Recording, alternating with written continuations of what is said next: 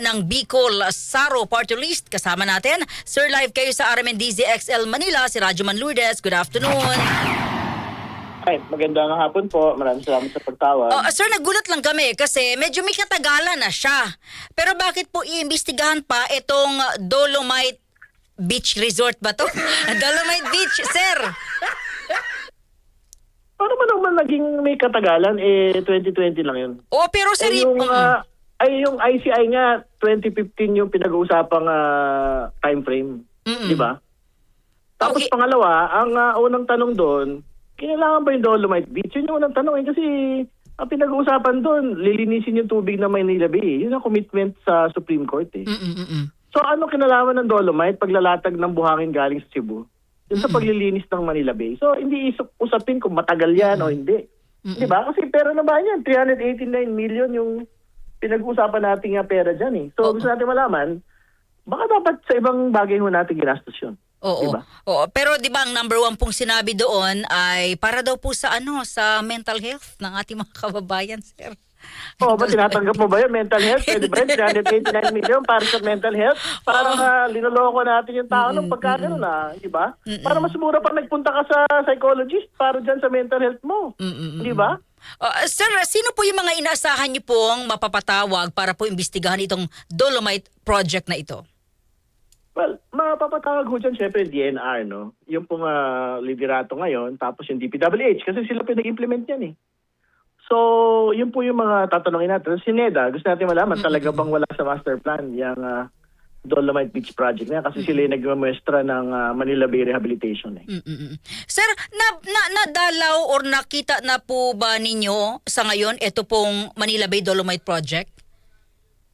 Siyempre, nadadaanan naman yun. Ross Boulevard lang yun. Madadaanan at madadaanan yan. Nandoon diba? pa ho ba? Oo. So yun po, andun yung buhangin ngayon, pero hindi na kasi nagre-refill yung DNR, no? Kasi I think as soon as 2021, 2022, parang hindi na nila sinama sa budget yan eh. Yung refilling. Ang posisyon ko naman dyan, bakit pa tayo magtatambak ulit? Hindi ba? Kasi gagastos ka na naman dun sa pagtatambak eh. So buti nang hindi ho yan tinambakan muli, no? So pabayaan na lang natin yung ma-wash out sa dagat para talagang magsilbi ding I guess, halimbawa, ano mga proyektong dapat na hindi natutuloy. Nako, kung mawa-wash out po yun, wash out po yung pera, Representative. Wash out talaga yun. Talaga naman.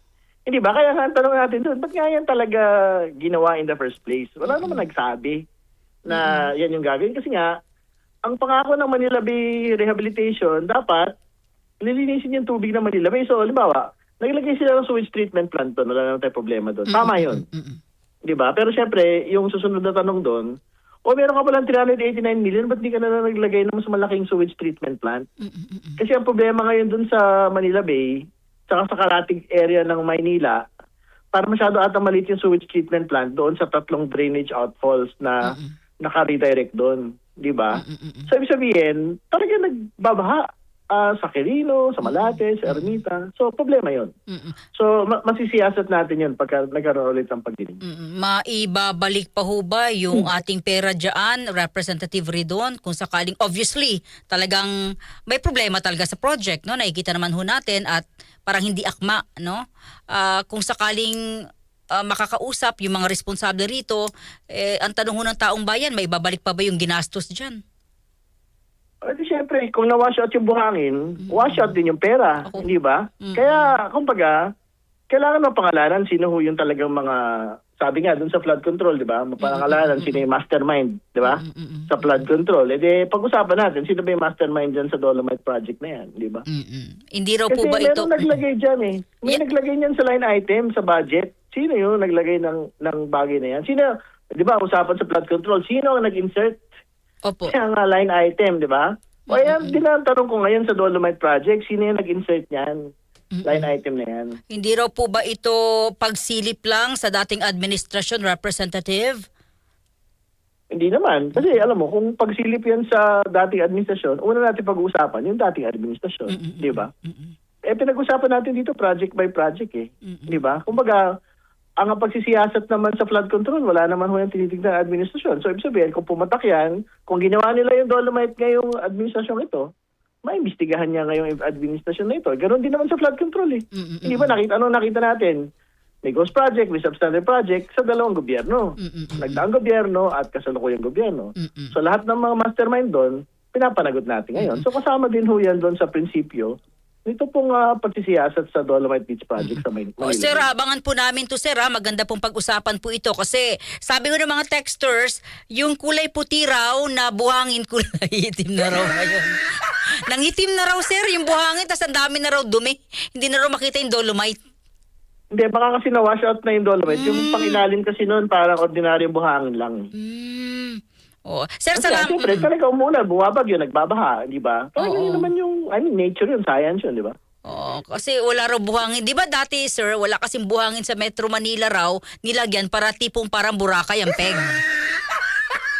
Ayun na nga. Ang totoo naman, wala naman ako problema sa mga beautification, Yes, di ba? mm-mm. Pero sino ba nagsabi na kailangan natin gumastos ng 389 million para sa beautification? Ang sinasabi nga na iba dyan, ang totoo, pwede naman sana nagtayo na lang kayo ng boardwalk eh.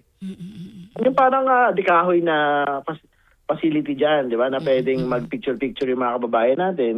Tingin ko mas mura yung paglalatag ng kahoy kaysa paglalatag ng buhangin. Di ba? So maraming mga alternatives. Kung halimbawa, pinag-usapan natin, hindi, Congressman Ridon, ang gusto natin dito, parang ma-admire ng mga kababayan natin yung kagandahan ng Manila Bay, sunset, di ba? O so, ang susunod na mga tanong doon, ano yung mga pwede natin gawin? No? Maglatag ng buhangin, gumawa ng boardwalk. Di ba? So, ngayon, gusto ko malaman, magkano yung boardwalk? Magkano yung Dolomite Project, di ba? So, kung halimbawa, sabihin nila na 100 yung boardwalk versus sa 389 million na Dolomite, parang mas gusto ko na yung 100 million kung beautification, mental health, di ba? Views lang ang pinag-uusapan natin. Di ba?